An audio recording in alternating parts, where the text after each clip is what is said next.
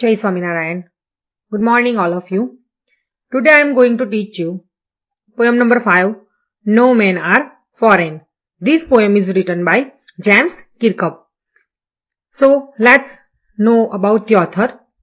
James Falconer Kirkup, born on April 23, 1918 and died on May 10, 2009. He was an internationally acclaimed poet, memoirist, novelist, playwright and translator. He wrote about 30 books, which include autobiography, novels and plays. Kirkup was born and brought up in South Shields and educated at Durham University. By James Kirkup introduction to the poem, the title No Men Are Foreign means that the no men belong to another country. The poet wants to say that all men are same, all men are equal. So, before starting the poem, let's know about the poem. Have you ever thought of some people as strange or other countries as foreign? So here, poet says that the foreign means a person who belongs to another country. We say them foreigner. We have many ways of thinking of other people as different from us, as them. We think that foreigners are different from us. They may belong to a different country or speak a different language. In this poem, however, the poet reminds us of the many ways in which we are all the same, for we are all human. So in this poem wants to tell us that we all are same, we all are equal, and we all are men. So he says no men are foreign. So in this poem, poet wants to give a concept of universal brotherhood, and it is also a peace poem. So let's start the poem. Remember, no men are strange, no country is foreign. Beneath all uniforms, a single body breathes like ours. The land our brothers walk upon is earth like this, in which we all shall die. Poet says that here beneath means under. Poet says no men are strange, no men are unknown to us. Remember this one thing. The earth is one. Every soldier wears different uniform of their country, but they all are same. Their motive is the same, to save our country. They breathe same. Every soldiers are our brothers. Everybody died same and put in the graveyard same way. The earth on we live upon, or the earth on which we walk upon, is the same. So he says that nothing is different, but all things are same. We live like others. Second stanza. They too, aware of sun and air and water, are fed by peaceful harvests, by war's long winter starved. Their hands are ours, and in their lines we read a labor not different from our own.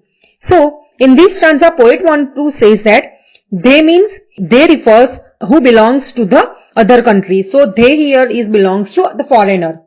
So, they are also aware. Nature gives us all boundaries. Nature gives us sunshine, air, water, etc. They are doing farming and also fed by peaceful harvest. They are like us.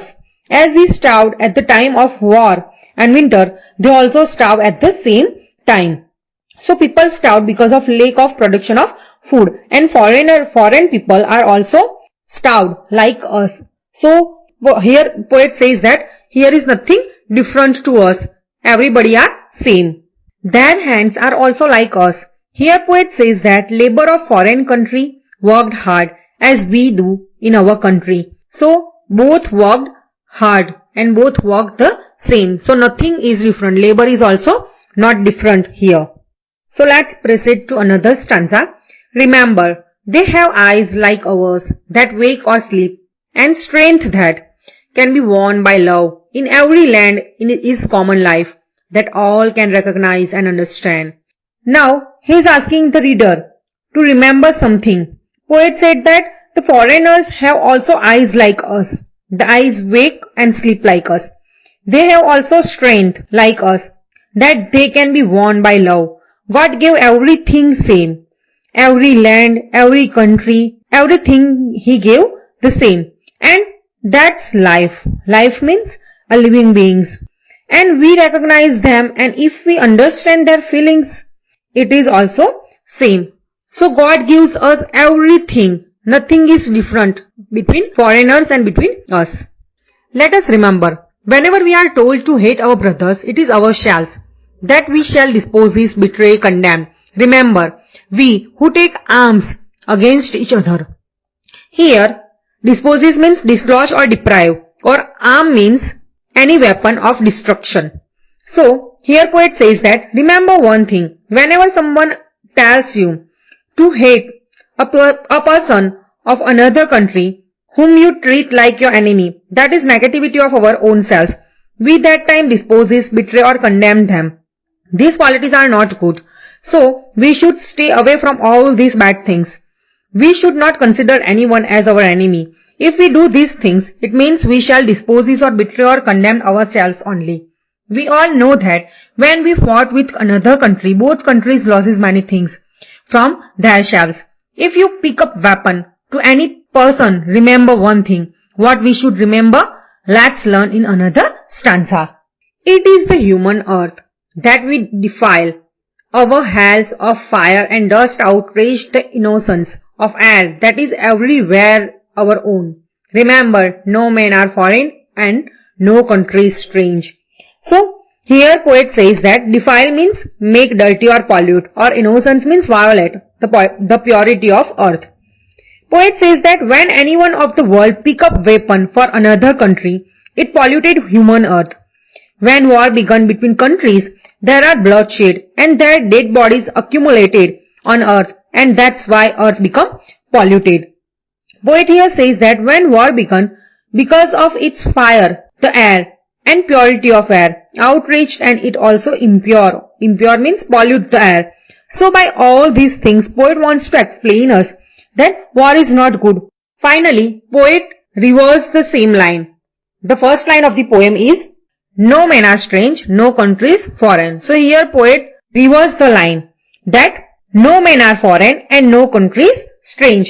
So in the poem, poet wants to tell us that everybody are same and nothing is different in the world, because nature gives us everything which gives the foreigners, and nature also gives us. So we have not differentiate each other and we all are same. We have to living in brotherhood. So here poet gave the concept of universal brotherhood. That's why he is saying that no men are strange and no countries are foreign. So we all are same. Here our poem is over, and so here in this poem some literary device is used. Here in this poem no rhyme scheme is used. So first literary device, alliteration is used. Alliteration means the repetition of an initial consonant sound. Here in this poem, in these lines, it is used. A single body breathes. So here B sound is repeated. B body and B breathes. By was long winter shroud. Here the W sound is repeated. W sound is repeated in war and winter. Second, metaphor is used.